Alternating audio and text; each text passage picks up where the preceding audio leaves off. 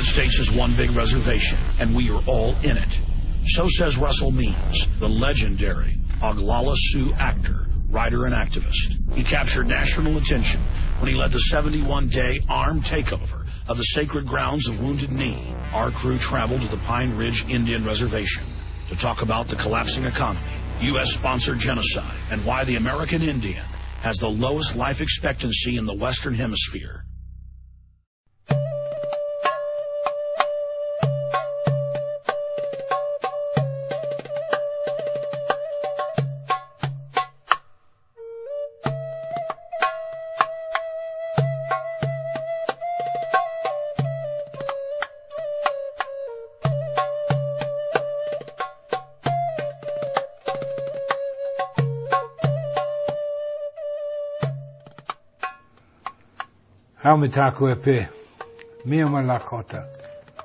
Hello, my relatives.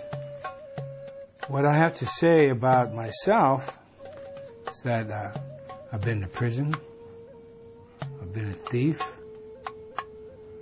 I've been a doper, a dope dealer, and I've also gone to college. I'm an accountant and a computer programmer, as well as getting my doctorate in philosophy. I've been everywhere in the strata of white society. I've even hung around with multimillionaires when there were no billionaires. I am an Indian, American Indian. I prefer American Indian to anyone born in the Western Hemisphere is a Native American. I'm an Oglala Lakotah from the Pine Ridge Sioux Indian Reservation, which is still designated in the Defense Department as prisoner of war camp number 44. You see, Indian people, we don't have any rights, any constitutional protections on the reservation whatsoever. No freedom of speech, no privacy. Well, you Americans are in the same boat. As far as being an American Indian and a Lakotah, I also belong to the Republic of Lakotah, because a significant portion of my people withdrew from the treaties we made with the federal government, the 1851 and the 1868 Sioux treaties and American treaties signed at Fort Laramie, which is now Wyoming. But that's in the Republic of Lakotah. So when we withdrew from the treaties because of gross violations, according to the laws that the United States of America is signatory to, and we have a strategy for attaining our complete independence and a return for our land. I've written an autobiography, Russell Means, Where White Men Fear to Tread is the title.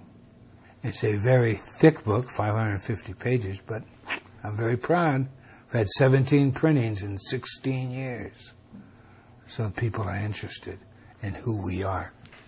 And it's actually a comprehensive history, based on my family, of our existence in the 20th century and the deprivations we went through and the trials and tribulations. And so if you really want to find out about us, read my book, and then you can go to research any place you want to. But you see, the sad thing in America is that we don't exist in the 20th century. You have to specialize in Indian education of some sort, anthropology, history, and then go and dig in the archives of wherever in order to find out anything about us in the 20th century. So there you have it. You know, the American people, for too long, have been an irresponsible, free people. And even generation to generation, as they become less free, they don't recognize it. They have lost the ability of critical thought. In order to regain critical thought, all you have to do is read your Constitution and then look at the laws that govern you, especially from the federal perspective. It's unconscionable to allow your freedoms to be taken away decade after decade after decade, year after year. And I'm very proud of this, by the way. My nation, the Lakotah, were the first nation to militarily defeat the United States of America on the field of battle. And that resulted in the 1868 Sioux Treaty.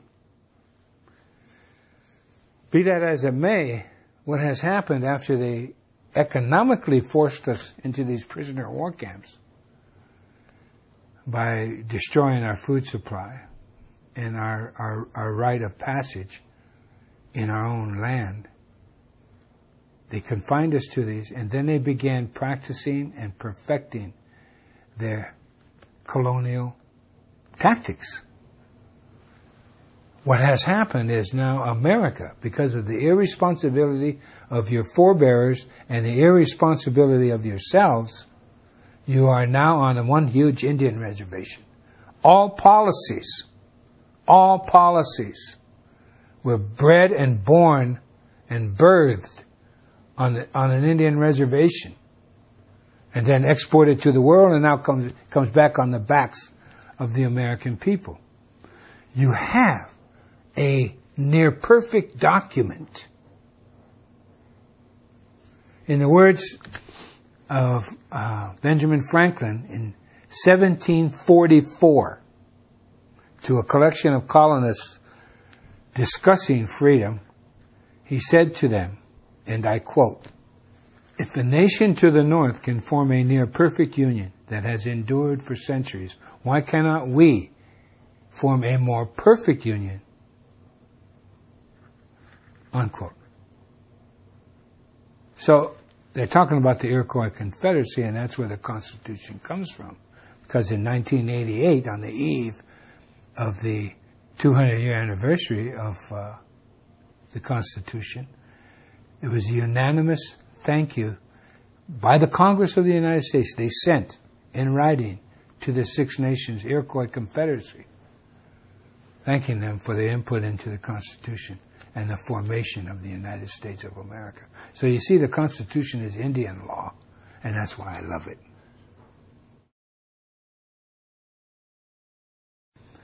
You know, beginning in the 1840s, they start stripping away your freedoms by developing the corporation. You know, a piece of paper. A piece of paper. And then in the 1870s, of course, during Lincoln, when they declared martial law, and even after they ceased civil war, martial law continued on for another 3 or 4 years, when it was no need to. And you go on and on, but in the 1870s, that's when Congress started giving the banks the right to rule. And of course, you go on to 1913, and the beginning of the 20th century, that's when they officially gave away the power of our economy to the banks. You know? They can print the money for us. According to our Constitution, the people should never allow their money to be printed by someone else. Hello?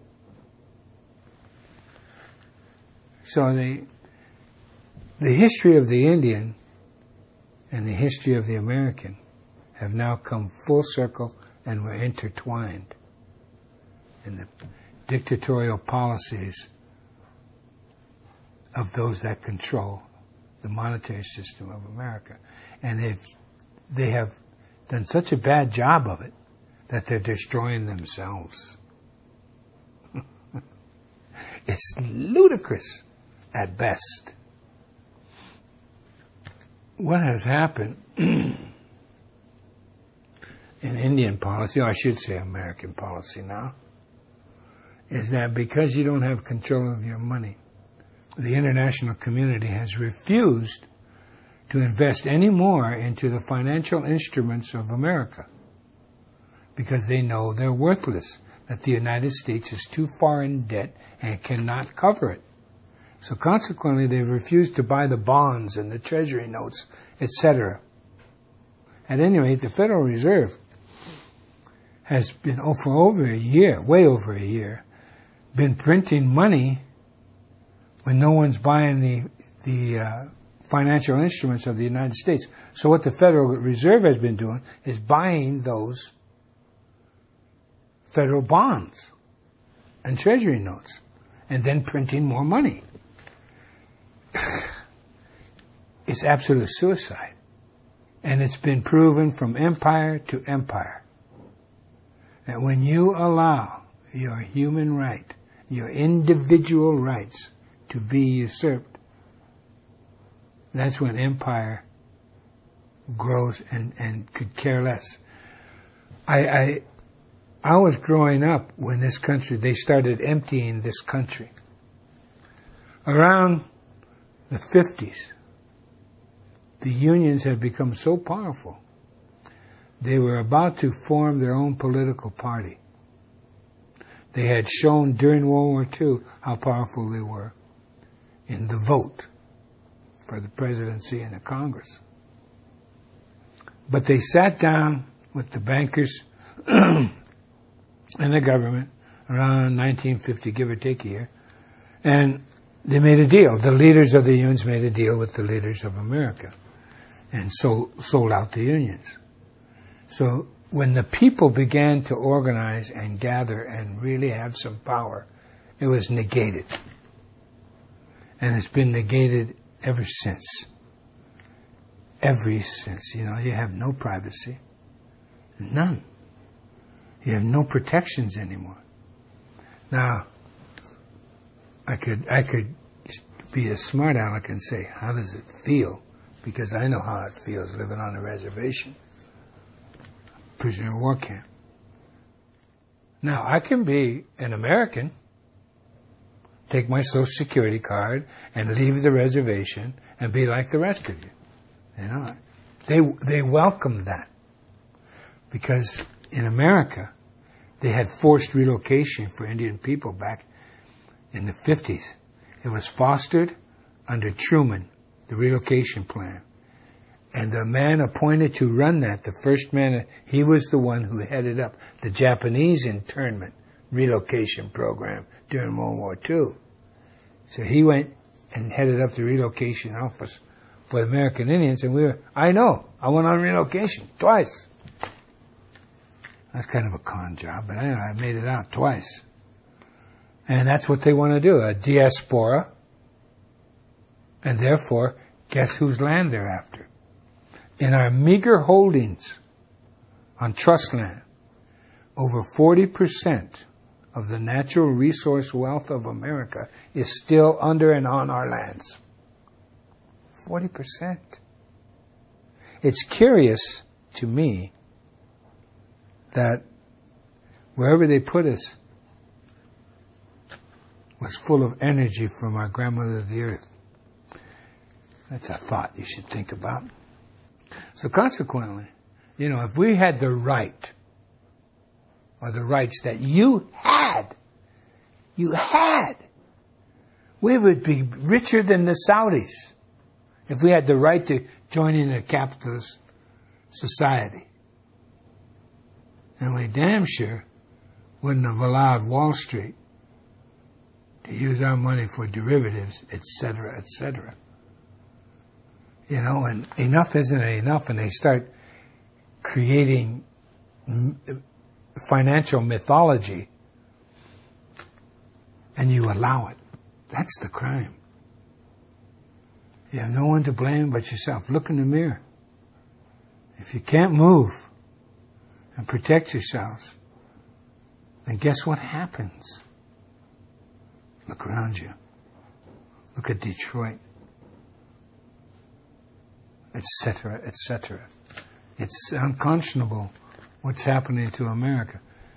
Now, because of the Federal Reserve and the fact that our money is now worthless, this economy in the United States is going to continue to deflate because you have nothing to back it up.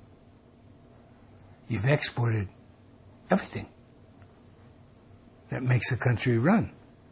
You've allowed that to happen for greed, for your Walmarts, you know, for your Neiman Marcuses, for this idiocy of just buy, and debt. Because you've allowed your republic to be commandeered by two political parties whose only differences are their spending goals. You know, some would rather have them spend over here than over there. But they still want to spend. And it's a government. There hasn't literally been literally no difference in those two parties for quite some time, since I would say the Civil War. All one has to do is look at the results of history, and that's proof of the pudding. You know, it's very blatant, and that's another reason I fault the American people for not being alert to their own freedoms and to value those freedoms. Instead, it's replaced by politics, which guides you into this economics, this insane economics of a single party with two names. You know, there are many efforts at third parties in this country, but the two dominant, I know I've testified before state legislatures on behalf of third party politics. And the idiocy of Americans to tell me that if you vote for a third party, you're wasting your vote. What? Look at all the parliamentary governments in the world. They've pretty much kept industries and everything in their country rather than shipping it out. And they've kept, and the unions are alive and well there. It's a society that is not as materially minded as the Americans have. And I fault that with the reason we've become just so materially minded is because Americans don't have a culture. They left their cultures behind. And you see, culture is about values. Anyone says any different is a Democrat or a Republican. At any rate, culture, I find, is the necessary backbone for value. And if you have value, you have culture. I visited most of the countries in Europe, and they still had ironworks. They still had clothing industry, made their own shoes, etc., and they still do. They also have such a culture as they know how to live in cities. In America, we don't know how to live in cities. Getting back to the local. If we had local industries, then families wouldn't be broken up. In the Americas, I think of only one city that comes close to Europe, and that would be Toronto. You know, when I went to Europe for the first time, I was at the World Council of Churches, and it was a breath of fresh air. All these white Europeans were sitting around me, and just their conversations was refreshing. And I got a different look at what white people are all about. And it seemed to me immediately that these Europeans were a lot more responsible than Americans. It was immediate. Here's what it comes down to. Mob rule. 50% plus 1, and then the rest, the 49.9% left that disagree, have to follow the 50 plus 1%. It's idiotic. That is not freedom or an expression thereof. Look at the parliamentary, again I mentioned. The smallest party if it organizes right, can be heard. And they go to the capitals of Europe, and your voice is heard, and they build coalitions with it, and all of that kind of stuff. But the point being is your voice is heard. And they're not letting the Federal Reserve print their money.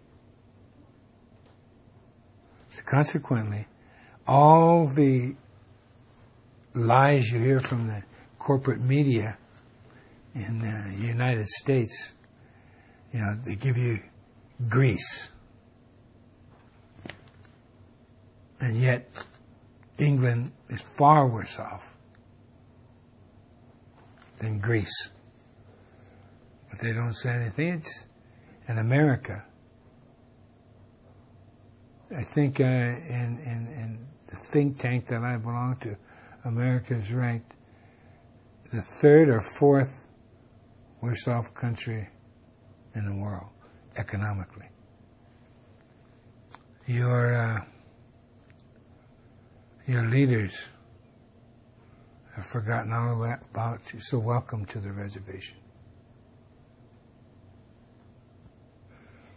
Since patriarchy reared its ugly head a little over 6,000 years ago, everything that is structured in the patriarchal world is a pyramid. Everything.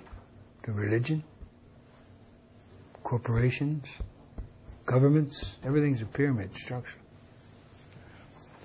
In order to get some sanity back into the world, you have to very simply go local.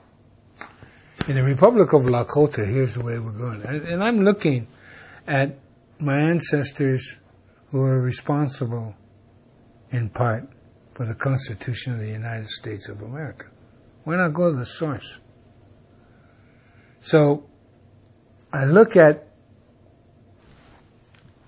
my people, and there's such a thing as a clan system within the nation. It's made on blood, related bloodlines. And then there's such thing as sister clans, or you might call in-laws. What those two groups prevent is incest at every level of life. Prevents it. It also ensures unanimity. A decision cannot be made unless it is unanimous. In the Republic of Lakotah, what we want to do in going local is to form neighborhoods. The neighborhoods can be 2 houses, 2 families. It can be 40 houses. It can be 400 houses. But if that community, when it makes a decision, it has to be unanimous. Remember, mob rule hasn't worked here in America. It's very evident. There are people in America today that go by that rule. The Quakers, they're alive and well and very prosperous. And the Six Nations people of the Iroquois Confederacy, they're still doing it that way. A good portion of them. There's others that have joined you Americans that refuse to accept that type of government. But if you take the time to be unanimous, to understand one another, so that you can forge a unanimous goal, it doesn't mean uniformity. It doesn't mean socialism. What it means is you agree to the end result, and you build the ladder needed for that end result. And you do it with patience. Patience is golden, people have said. And that's our simple way. So if you have a neighborhood that just 2 houses get along, that's fine. If you have a neighborhood with 20 houses that get along, that's fine. It doesn't matter the size. Size, bigger isn't better. As long as your neighborhood is unanimous. Now think about it. Just take a moment to really research that in your mind. What a concept, huh? To agree with everyone that is important to you, that are important to you. So, that's the goal of the Republic of Lakotah. Control. Patriarchal societies are after control. They want to control everything. Because you see, when you're at the top of a pyramid, whether you're a CEO, a president, or a king, or whatever, when you're on top of that pyramid, it's precarious up there because people are climbing up that pyramid. They want to take your place, and you know that. So the man at the top is fearful. That's why they have armies. That's why they have police. They're fearful. The centralized America. Let's look at that. Centralized America is like a human body. You have veins going out all over to your extremities. And your extremities function very well. Then disease sets in. And all of a sudden, the blood is not being fed to all these extremities.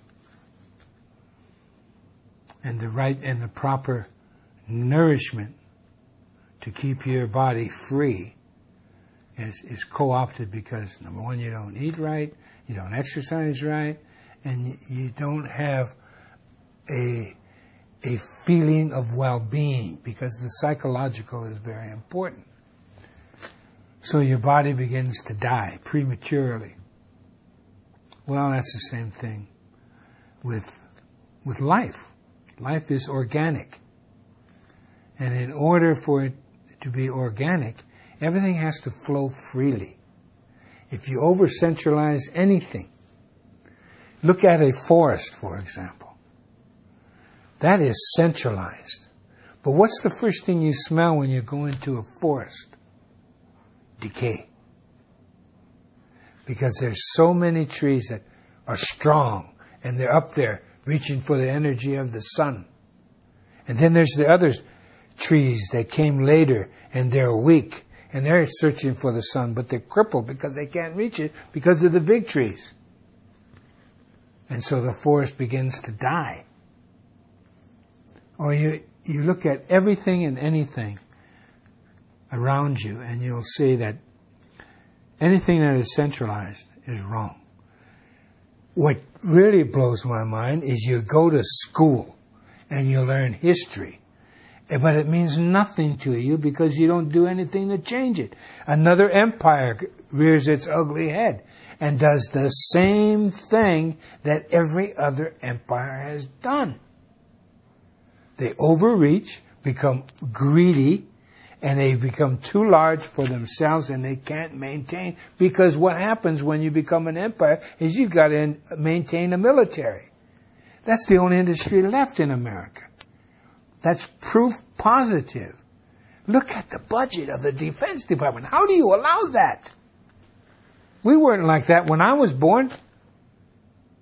I was born in 1939. We weren't the world power. There was another empire called Britain. And allegedly, the rise of communism was another empire. Both of those empires are gone. Just like the Romans. Just like the Egyptians. The Ming Dynasty, Kublai Khan. On and on and on throughout history, the same mistakes over and over and over again. When I was growing up, it was a more libertarian society on its way to extinction, but still it was libertarian. Children were safe. We could go to the playground without adult supervision because we were safe as children. We didn't have to get permission from the school board and get a play date with adult supervision. Now children cannot grow up, except in very rural America, without adult supervision. So if you're going to go local, you have to start with your family. I have a friend who has a son. I have a son the same age. I was visiting in California, and they wanted to go to ride the Ferris wheel at Santa Monica Wharf, and it was just a little ways away, about a half a mile. And I said, "Go ahead, son." And my friend almost had a fit because his son was going to go alone with my son to go to a wharf. That's fear. A society of fear. Think about it. A society that's upside down, banning smoking in public places in a city, yet they allow the cars to drive back and forth. What kind of logic is that? It's insane to live in America now. And America is emptying out. I have friends, and I have friends of friends who are upper middle class, and they're moving to Central America. A lot of them have moved. Some have moved to New Zealand, some have moved to Australia. But most of that I know have gone down to Costa Rica and Panama. They see the handwriting on the wall for America. And it isn't good, because to wrest control of the monetary system from the Federal Reserve will take, I'm sorry to say, a revolution. And America has been through it before a couple times. So, and 3 times actually, if you count the union movement, because they revolutionized the people. And whether you like unions or not, there was a time in America when the people, through unions, made their political mark on the ways of America. For instance, the union movement was responsible for the GI Bill, the greatest affirmative action program for white people in the history of America. It's information deprivation. That's what they're giving us, with the federal school system, no child left behind, and all of that, the dumbing down of America. That's Indian policy. That was born on a reservation in the boarding schools, man. How you dumb down a people in your mode of education. See, I'll give you an example of America as I was growing up. Again, more values here. With local control, you have more honesty. That's just a rule. Think about it. Local control engenders honesty. When I was growing up, I went through a school system in Northern California, and all of California's public education was considered the finest education in America. And this is in the 1940s and the early 50s. America was considered number 1 in education in the world. So I have the benefit of coming from the best public school education system in the world. That's pretty good. Now, the United States of America is ranked 23rd. I know it's worse than it's ever been. It's ranked, in the world, you're ranked. And California is ranked 43rd in the nation in public education. Wow, what happened? What happened is you got saddled with Indian education. That's how they educated us. They dumbed you down. They're dumbing you down. So there's no value in education anymore. It's Indian education. And that's why I call America the largest reservation in the world. 24% of America, of people who are able to work, are unemployed. That's 24%. And that's being kind with that statistic. That's being kind. I grew up in America when there was no homeless. There were hobos. There were bums. I know I used to be a bum on Skid Row. But there are no homeless. And all of a sudden we got a homeless. And it's mostly white people. Uh-oh. That was your first wake-up call. Wait a minute, the homeless are almost all white. It was an issue. Homelessness was an issue. The value of America that I grew up there, they had values for a while because everything was local. The grocers, the small town grocers, they had to go to the truck, where the truck farms trucked in their groceries. You ate seasonal food. You bought fresh bread every day. Even the corporations would take back their bread, and you went to their special place downtown where it had day-old bread. Day-old bread. Now there's so many preservatives in the bread, it stays on the shelves of Walmart until it rots, or until it's bought. The point is, local control of economics is the only way the human being can live adequately. Because, as I said, it engenders honesty. It engenders communication, which brings about honesty. And that's the kind of America I grew up in. It wasn't completely fair, you know, but it was a hell of a lot more happier for me at any rate. I wouldn't change a thing in my life, especially my childhood. It was invaluable to who I am today. And it just saddens me to see America being despoiled by the ruling elite. Understand the patriarchal model of the pyramid, and you'll understand that as long as that pyramid exists, you're going to end up in the America you have now, and it's only going to get worse. That you, along with your parents, your grandparents, and their parents, sold our rights down the river, man. We have a duty, and you better get real. My duty is to my own people, my local area. And that's why I have the Republic of Lakotah. Because I tried to force the United States of America to live up to its own laws. And I couldn't do it. And the American Indian movement couldn't do it. And all we wanted, we were constitutionalists. It's not a hopeful time unless you grab a hold of the Constitution. It's not too late.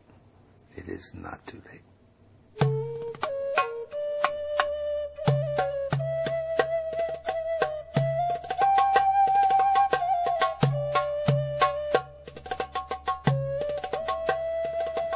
Well, we're here at Wounded Knee on the Pine Ridge Indian Reservation, also known as Prisoner of War Camp 44. And here's the mass grave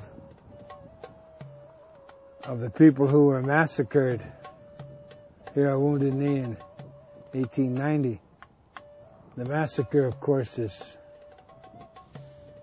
well known among all American Indian people, especially of the United States of America, as the signature event of Indian history with the government of the United States.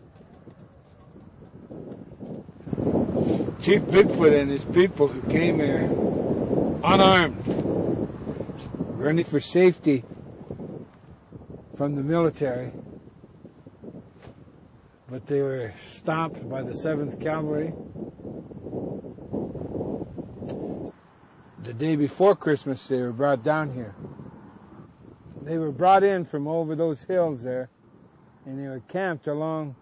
This was a creek then. It's all dried up now, but they put a Hotchkiss gun up there on that hill. You know, the Hotchkiss guns fired rounds about like a .50 caliber. They put them up on the hills over there and up over here. See, then there were no trees. Just brush. And they put a Hotchkiss gun right here. And when the order came, they massacred men, women, and children. Over 300. Then after they mowed most of them down, then the cavalry rode in with their sabers and their pistols, finished the job with the women and children and old people down in those ravines and down by the creek. And it was indiscriminate. They used sabers on babies and women. They loved to come along and hack. It was pretty gruesome. Pretty gruesome. Of course, we got the eyewitness stories in detail from the survivors. Bigfoot, ironically, was running to keep his people safe from the cavalry, and they were all killed instead. This ground is consecrated with our blood.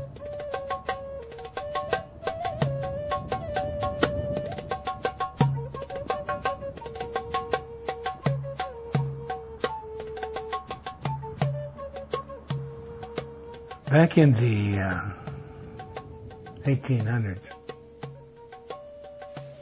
our first contact with whites were French fur trappers and traders. And then a few Scotsmen came in and others and established trading posts in different areas of our country. That was okay. We got along with everybody. There's room. This is a vast land. There's room for everyone, we thought. And then, to short circuit that, we met government officials prior to our war. But then they found gold in Montana. So the shortcut was right across our land. Well, we didn't mind. People were passing through. Good, There was only one instance of an Indian attack on a wagon train. And all they did was run off the oxen. And what happened was that wagon train was approached by these Indian people. I think they're Pawnees. And they asked for two oxen. And they were chased off with guns and insulted. And so the Pawnees said, all right, you wouldn't pay the toll. We're going to take all your oxen. And they did. That's the only recorded instance of any confrontation between Indians and wagon trains. But the mythology says otherwise. But then the Army, at the insistence of itself, started building forts along what was called the Bozeman Trail. That was the trail to the gold fields. Well, that's going too far. That was contrary to what the United States of America had already promised, and it was contrary to, it disturbed our land. And they didn't have ownership. So we went to war. And we won.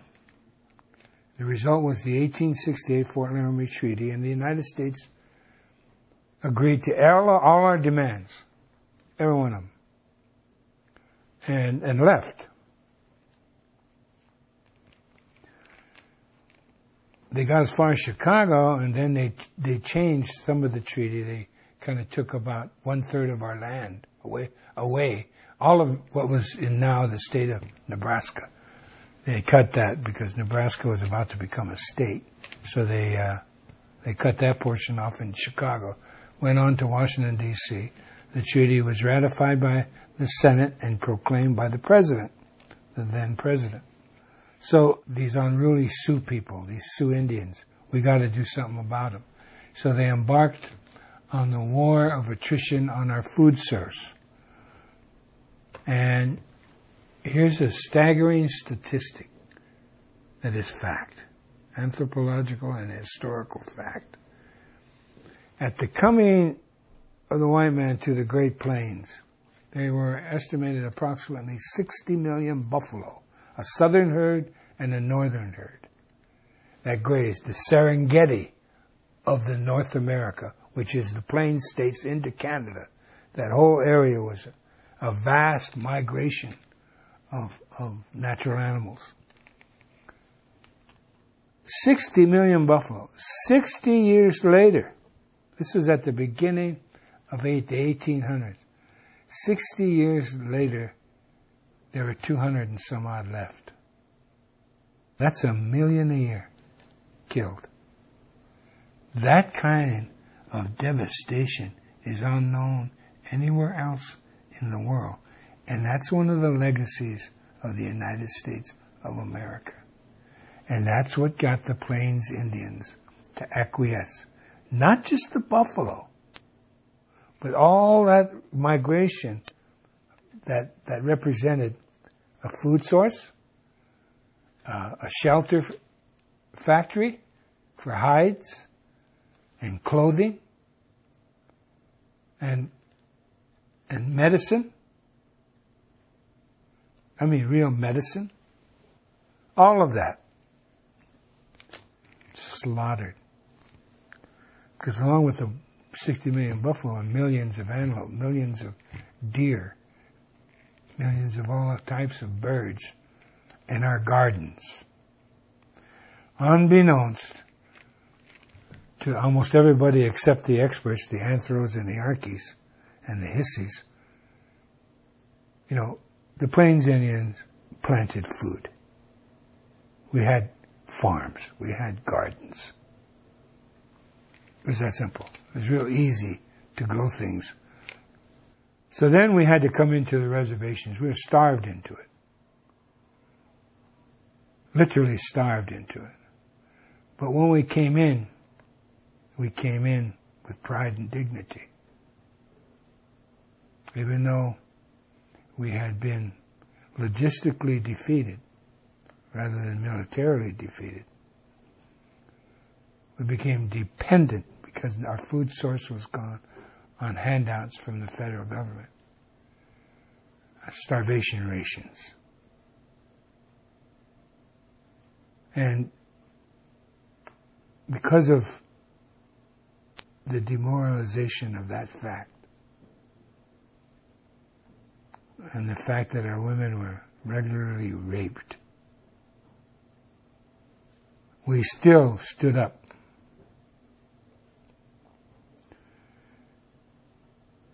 But then the last of the leaders started to come in because they really had no place to go or nothing to eat. Sitting Bull came in with most of his people. Some of his people refused to come in. They still live in where they stopped, Fort Totten Reservation, and up in Canada, at Sioux Valley, and on into northern Alberta.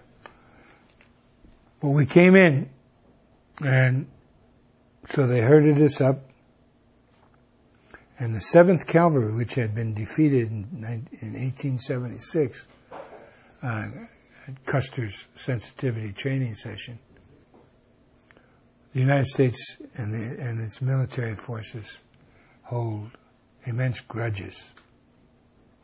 You said what happened at Fallujah. They started assassinating the leadership, first Sitting Bull and Crazy Horse, the last to come in to the reservations and give up their arms. Well, there was a Indian leader who was euphemistically called Bigfoot in English. He had his people. Well, the leaders were being, to his mind, systematically assassinated. He headed south with this band of people to come to Pine Ridge and come under the protection of Red Cloud, another leader who defeated the United States Army in 1868. And he got the Fort Laramie Treaty. He was stopped. They had no weapons, because on the reservation, they took away your weapons. It's just like going to prison. They take away your weapons. So, we didn't have bows and arrows, I don't think. We had knives. But anyway, they were stopped right up here on top of the hill from my ranch. And there's a sign up there, on the way to Wounded Knee. They were stopped up there, they were searched and all of that kind of stuff, disarmed of everything, and then forced to come down. This is the 7th Cavalry, who still were mad about what happened to them before, even though they deserved it, more so, in fact. Their story, and the Army has to claim this, otherwise they're liable. We're the people who defeated militarily the United States of America, who had built up a string of forts through 3 states. And we burnt every one of those. He gave them up because we militarily defeated him. Now we're in this bowl, Wounded Knee Bowl, surrounded by the armed might of the United States of America. And we're going to pull out one gun with our women and children and fire a shot. That's what they claim. And people believe it because we're Indians and we don't have a brain. Unlike Americans who have brains but don't use them. They slaughter us, men, women, and children. And then the blizzard hits. And they bury, after the blizzard goes by, all the bodies are frozen. And that infamous picture of Chief Bigfoot frozen in a horrible way, his body. Then they stack us up. This is before the Nazis and the concentration camps. They stack them up, all our bodies along by this mass grave, and they all take pictures and then shove them into the mass grave. 1969, we were demonstrating at Mount Rushmore. We went into the tourist shop at Mount Rushmore. And on this whole thing of postcards, where they colored in these black and white pictures of the massacre at Wounded Knee, all the dead bodies, and the pictures of the mass grave and everything. It was, like the Jews. And they colored it in Technicolor. And they were selling these postcards. Oh, we're on vacation. Wish you were here. Love. That's what you put on these grotesque pictures of Indian people.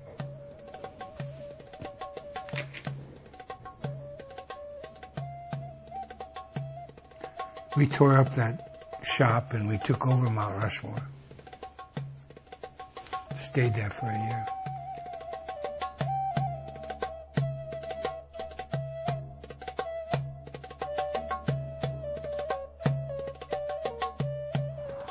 Well, unbeknownst to the rest of the world, the death squads were originated and birthed right here on the Pine Ridge Sioux Indian Reservations.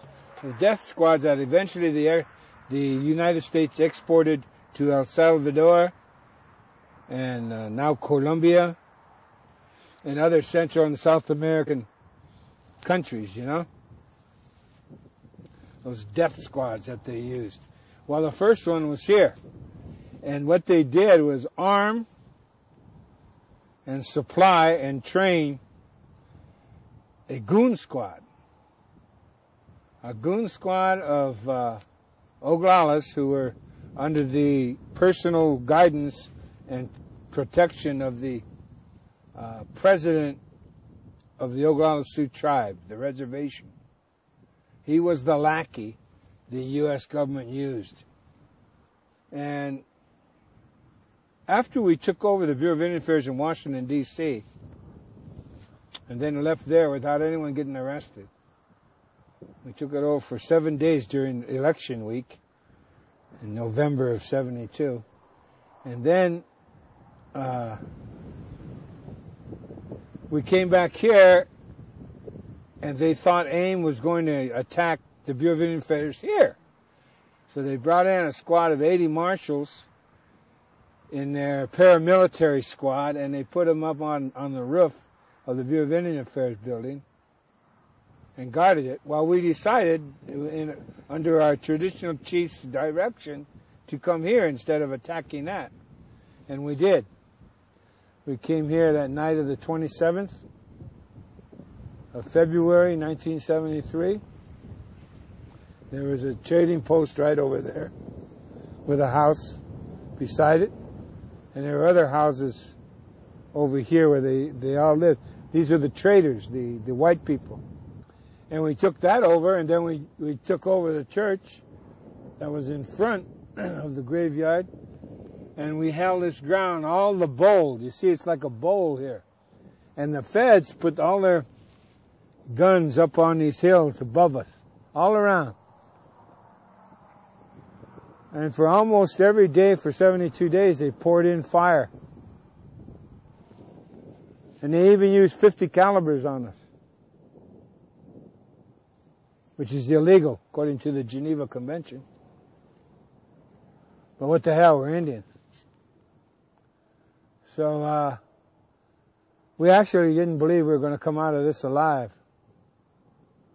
They agreed to our demands, and within 35 minutes after we stood down our arms, they started violating every one of those terms they agreed to.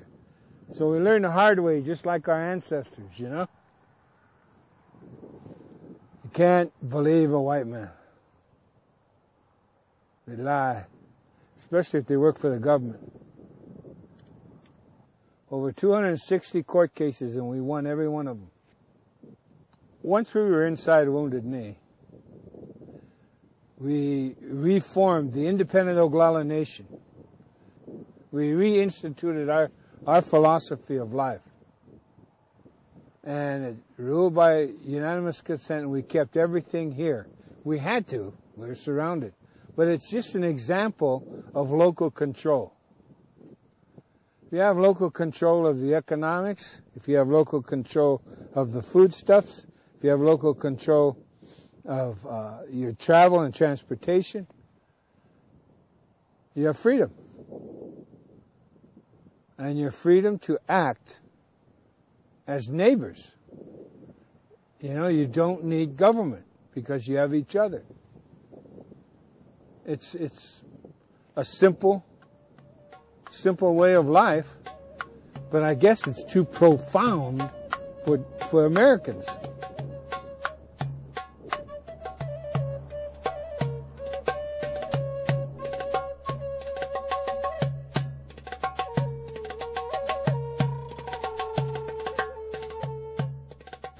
So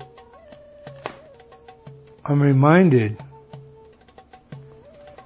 of where I stand constantly, even in Hollywood. You know, when you're a writer and you're going to write something, all responsible writers research it. You write a script, you're going to write about gangsters, you do some research on gangsters. You don't just make it up. And you do research on labor movements, whatever the topic, on love. Except when it comes to Indian. Script writers do no research. I know. I've confronted them. I've acted in some of their TV and movies.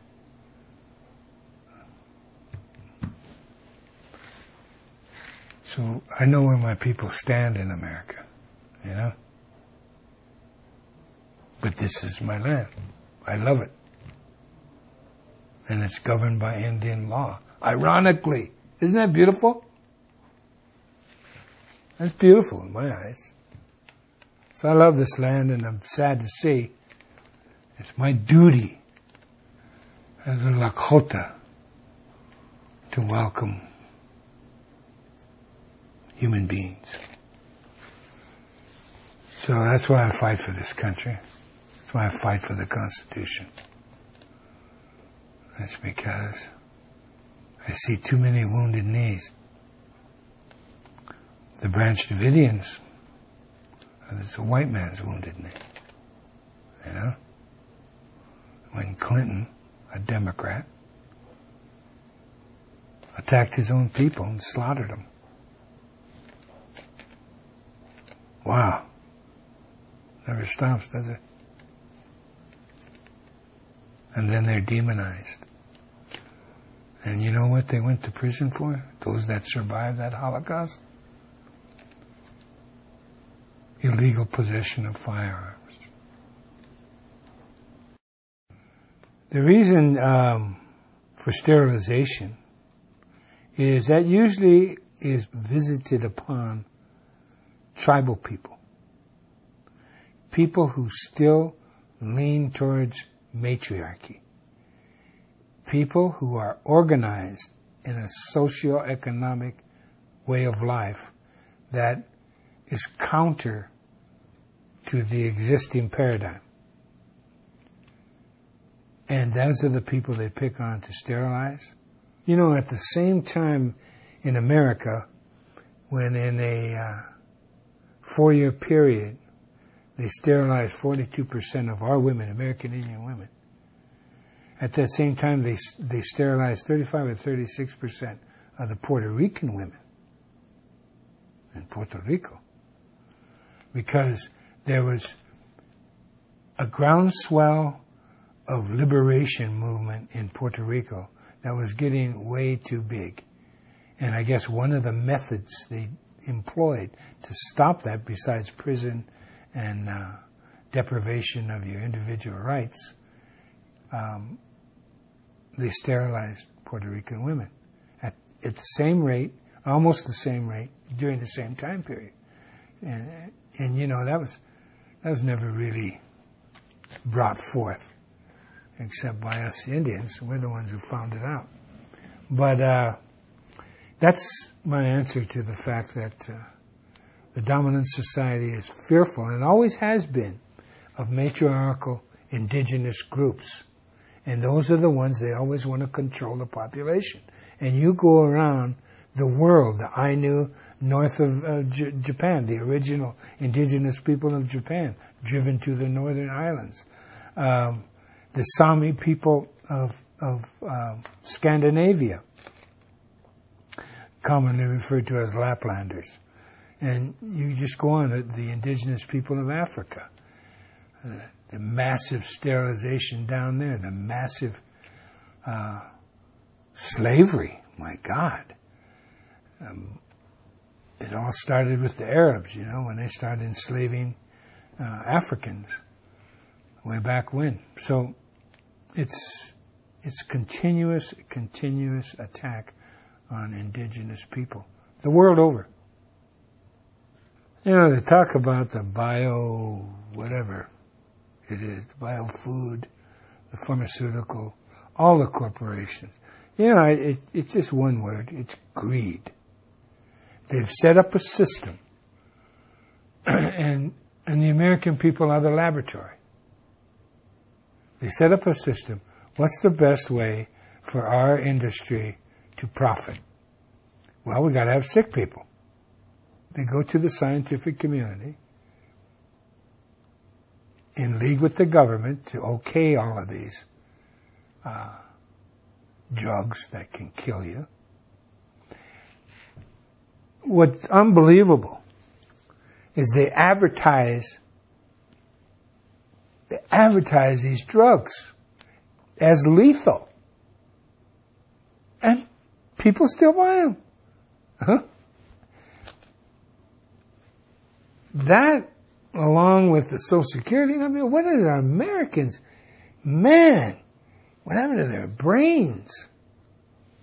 Well, I know it's the educational process is a lot large, but I think these foods, I'm convinced that an entire people that do not want to say anything about defending their rights, that don't do anything to stop the continual deprivation of their individual freedoms, it has to be also in the food and in the medicines, along with everything else, because nobody's that stupid.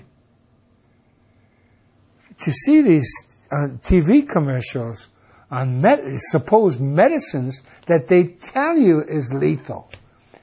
Well, you know, if your liver goes bad, immediately call your doctor, or whatever they say on there, you know. It's unbelievable the situation Americans have allowed themselves to be put in, and they still do nothing. They still do nothing.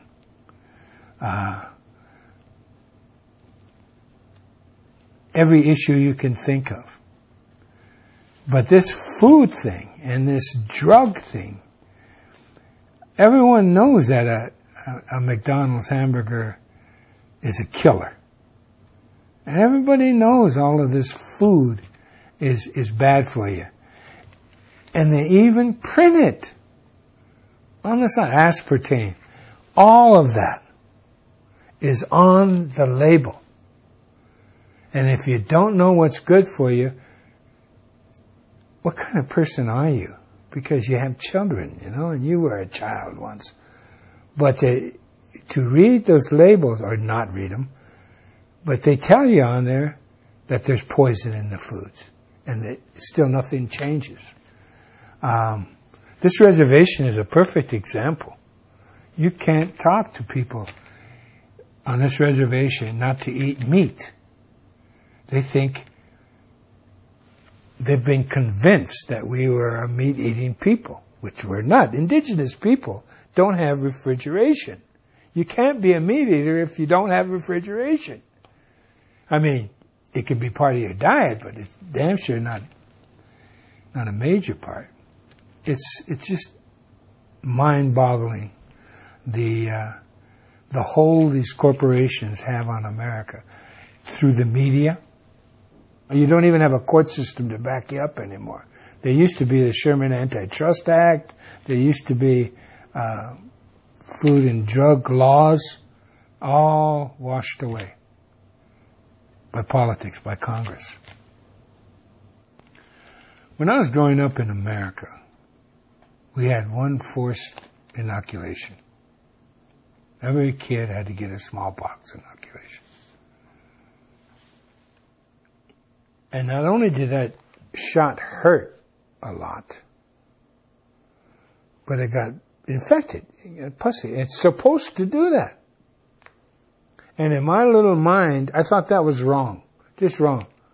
Making you all sore and pussy and infected to make you better. I couldn't wrap my little mind around that it was good for me. So having had that experience, and then finding out when I started having children, and I'm 72 winters old, and I have children that are now half a century old, and and young all the way down to 19. So I've had a series of growth through the school systems where more inoculations with each decade of my kids. And it's gotten horrible. When my last two, they were born in 85 and the next one in 91. When they were born and became school age, I didn't want them getting inoculated. And I found out they couldn't go to school unless they were inoculated. I didn't have the wherewithal at that time to homeschool, and my wife, and the mother of my children, she wouldn't homeschool them. She was in complete disagreement, along with her parents. So I had to acquiesce to allowing him to be. And then when my last child was born in 91, I was vehemently against him being inoculated and wanted to homeschool him again. And then I was at the position where I could. And again, I lost out to the in-laws. So I'm well aware of those inoculations, and what scares me about those inoculations is the fact that I think that goes in large part to the dumbing down of America. I think it does something to your brain that shuts an important valve off, one of self-worth or something. Because if you look at America, it's becoming one huge sick society. And I mean physically sick and mentally sick. And the proof in the pudding, I think, are the elections.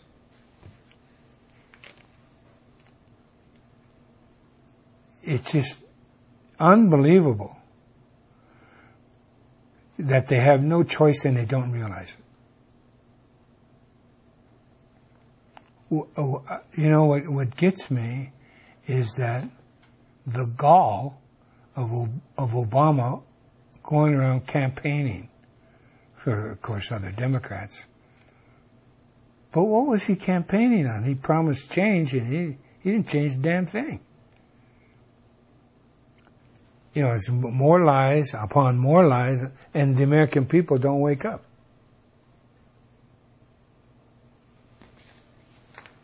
It's unbelievable that after 2006, anti-war demonstrations disappeared. Well, you know, because of what the United States did with Indian people, America then became the role model subsequently for Hitler's treatment of gypsies and Jews and Poles and gays and homosexuals. And then South Africa adopted the reservation system and apartheid because of the example of the United States. This is all written history because Hitler wrote about it when he was still in Austria. So that United States of America knows how to treat the lesser human being. I forget how he put it, but the human beings that do not deserve equitable treatment. So, unfortunately for the other peoples that suffer, America was the role model for concentration camps. I know the Japanese did it, and you know the Japanese were not treating American soldiers or any prisoners badly until the United States, and this is a little known fact, the United States started sending the Japanese to concentration camps in western United States. So that too is factor. It's not an unknown tactic about the scorched earth policy. I mean, that was done throughout empires. In fact, that's how you rewarded the soldiers. Keep them fighting. They got all the loot and the women that they could, you know. So Sherman's tactic in the South wasn't new, very effective. It's called terror.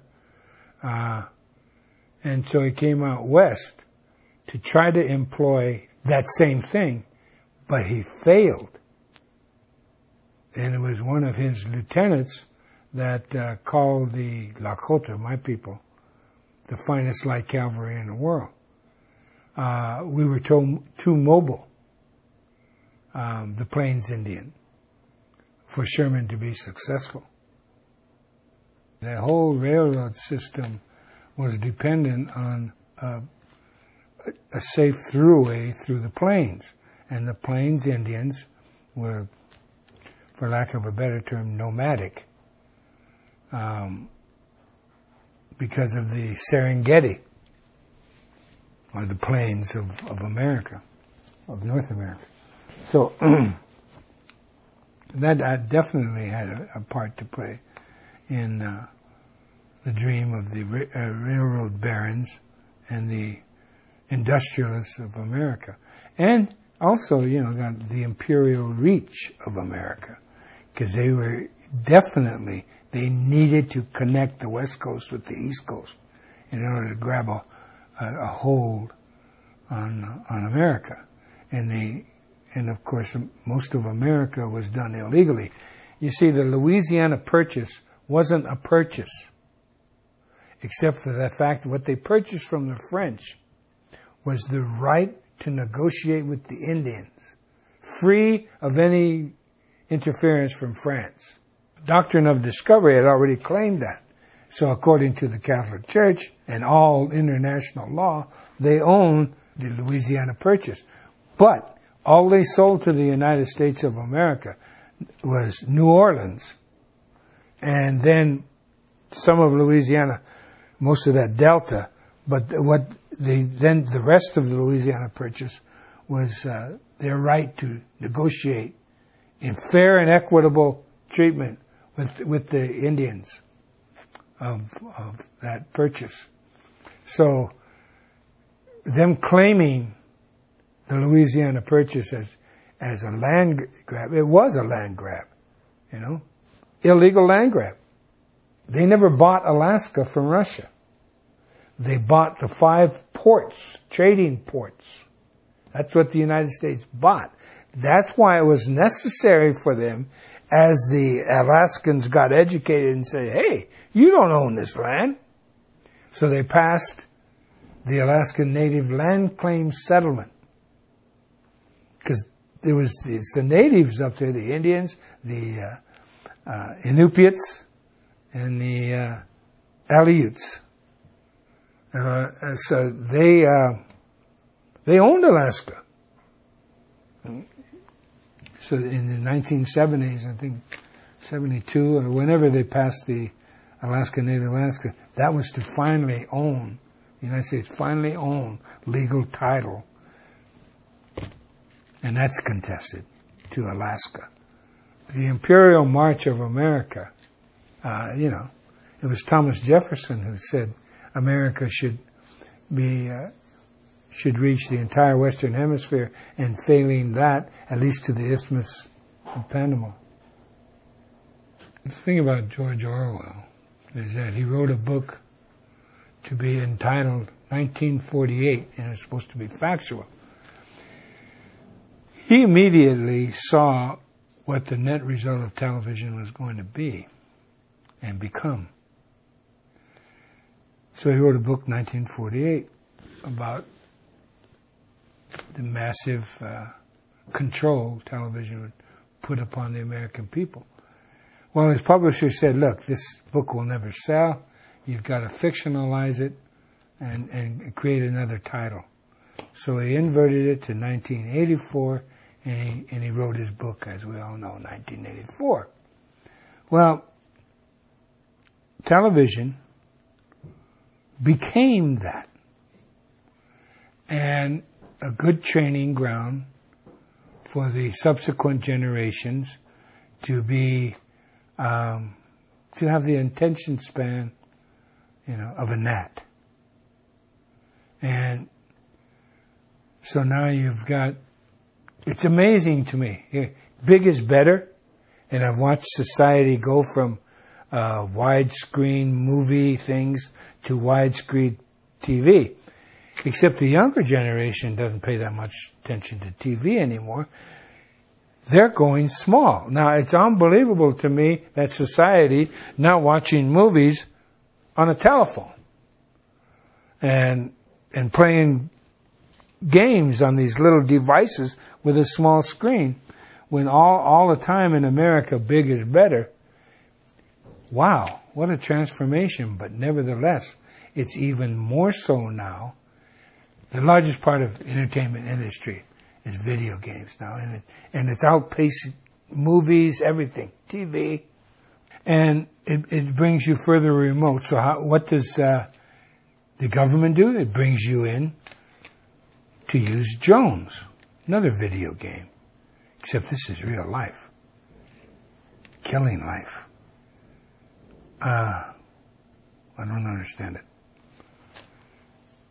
The fact that TV now controls whatever the form, whether it's on your little handheld device or on the big screen, it's all about fantasy world, and that's what everybody's hooked on now. It's fantasy world. It's even gone beyond 1984 in its completeness, and I do believe it's like a mass hypnosis. I don't get it.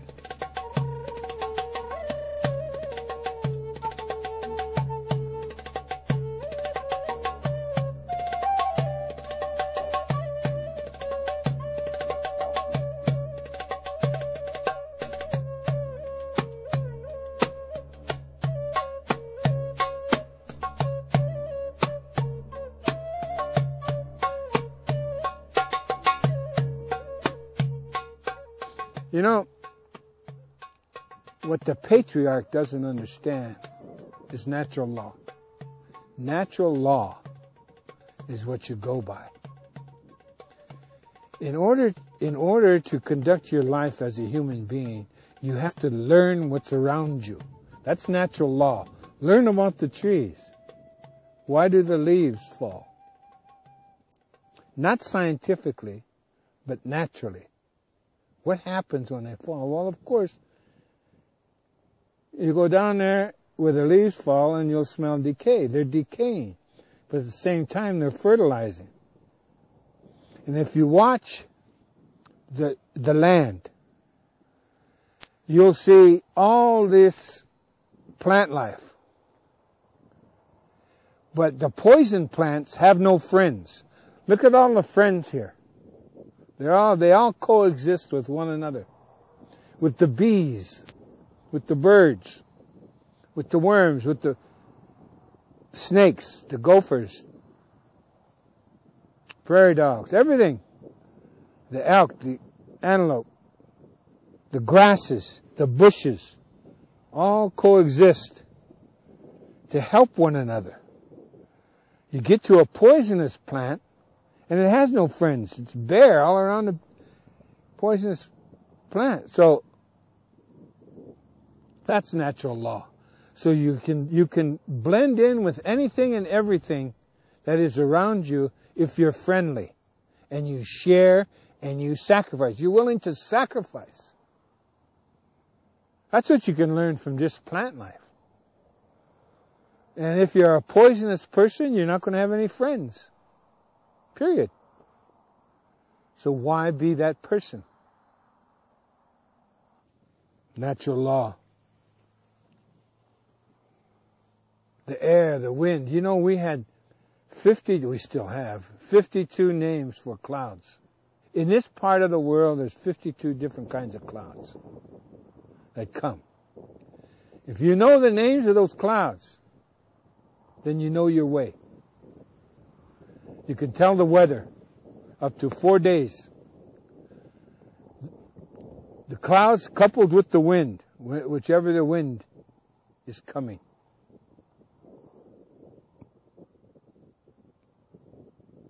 That's natural law. What also is natural law is that everything that is round is sacred. Everything that is sacred is round. The raindrops, the leaves, you and I, all life is round. Even the wind is round. Wind travels in a circle. So do the clouds. The sun and the moon and the stars are all round. So that's a lesson right there. Natural law. You watch an animal and you realize, there are no predators. There's only natural law. And we, human beings, we don't want to be eaten. It's that simple. That's natural law. We don't want to be eaten. So every bit of what life can teach us we incorporate for our own survival. For instance, watching the coyotes. Coyotes hunt in pairs, man and wife. When they select out a buffalo, for instance, they don't chase the buffalo. Oh, they chase it minimally, but they chase it in a circle. They make it go in a circle. And then when it gets too tired, they kill it, eat it. Well, that's why we hunted buffalo. We didn't ride our BMWs across hill and dale. Look at these plains, man. You're going to ride a horse you trained 7, 8 years. You're going to ride them over hill and dale. You don't know where a hole is or a big rock or cactus or anything. And then you chase that beast over the hill and you're camped out here and you kill it over the hill. Who's going to go get it? That's a ton of meat, man. No, you follow the coyote. And we run the buffalo in a circle, kill it, and we're all right there. And we can enjoy the meat, and the hide, and the fur, and the tongue, and the hooves, and the head, and the skull, and the tail. Every bit means something to us, has value to us. Natural law is the 4 seasons. How do you live in the 4 seasons? Well, we built what is called a teepee, a home. It's one of the finest architectural designs of buildings in the world. In fact, it's the best because it doesn't need a foundation. The teepee poles, weight is on each other. Then you put the hide around there and you add to the weight, but the weight is on the poles, not dependent on the ground. And so it's conical shape, so when the wind comes, it immediately goes off around it, because it's round, man. So you're safe from high winds. And it also spiritually means something, the home. It's a teacher every day, because the teepee represents a woman. You know, those flaps that you call flaps, and they have the teepee poles in the flaps, and they're out like that. Well, at night, you fold in the flaps like this. See, that's how a woman takes care of you. She keeps you warm, safe. The door is very small. One, to keep out the wind, but mainly to teach you to be humble. See, you have to bend down to enter the home. So that's a little lesson right there. The teepee poles, when they're up there tied together like that, they represent the men. And when the men are tied in unity, nothing can bring them down. Nothing. Not even an earthquake. Americans have become so greedy, as we know, that they're trying to, first of all, they print money without any value. And they continue on this hocus pocus search for wealth that's based on air. And one of the ways they do it is, as we know, they use Social Security and your number to finance their debt way into the future. So that's why it's mandated that every person born in the United States of America has to have a Social Security number. You know, even before their name is registered. So, because they're going to be indebted for the future debt that this society has incurred. The United States and its various agencies, the governments even, are using people to raise money and trade. As we know from the Social Security system, that everyone born and has to have a Social Security number, or you can't get anything. In fact, your parents can even go to jail if they don't get you a Social Security number. Now, with the Indians, not only do we have a Social Security number for that area of indebtedness, but our reservation and all its value, including the people on it, not only are we indebted on the Social Security number bit, but we're also featured the State Attorney General of the state of South Dakota and all the other states that have Indian reservations. They trade that reservation and the value of that reservation and the value of its people, the value of its air, the value of its carbon emissions are traded on Wall Street, through Dun and Bradstreet. It's listed. This value is put into financial instruments that are packaged and repackaged, just like the real estate fiasco. So we haven't even hit on all the swindles that Wall Street is visiting upon the people of America. You're nothing but a bunch of coupons for the United States government and the people who run it. That's it. American people, you're a commodity, and you don't deserve anything else. And they're going to make sure you continue to be a commodity as long as the empire exists. As long as you allow the Constitution to be raped.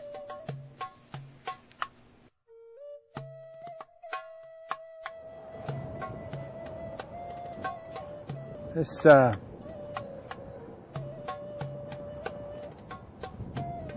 land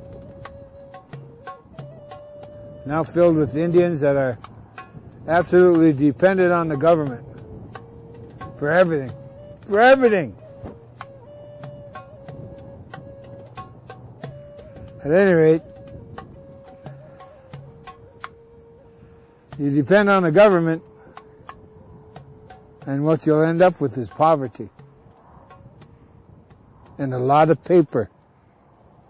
Because everything you do, the government requires a lot of paper. You have to fill out a lot of forms. Then they have to fill out a lot of forms.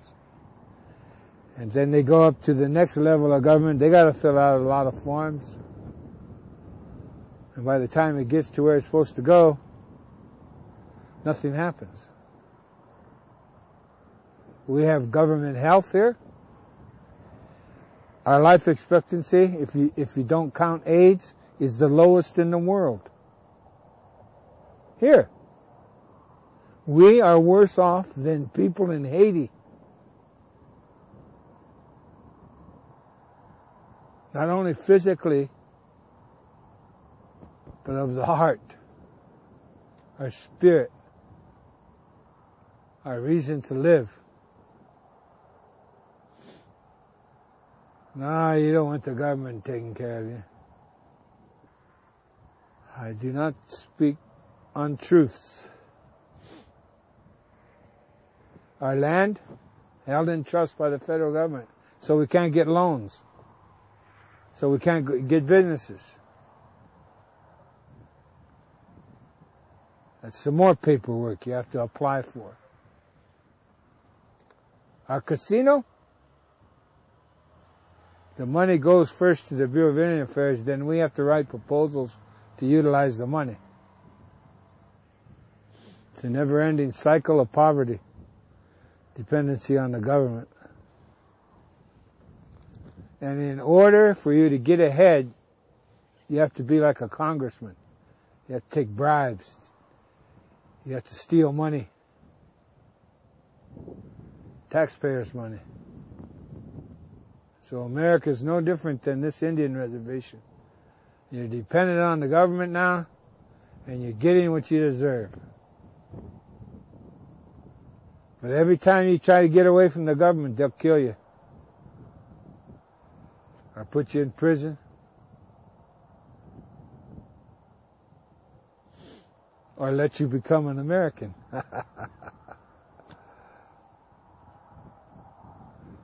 if you catch my drift.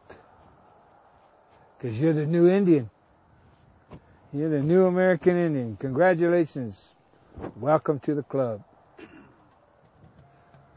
This land is beautiful. It belongs to us. And we should learn to take care of it by fighting for her. She's worth it. And so are we.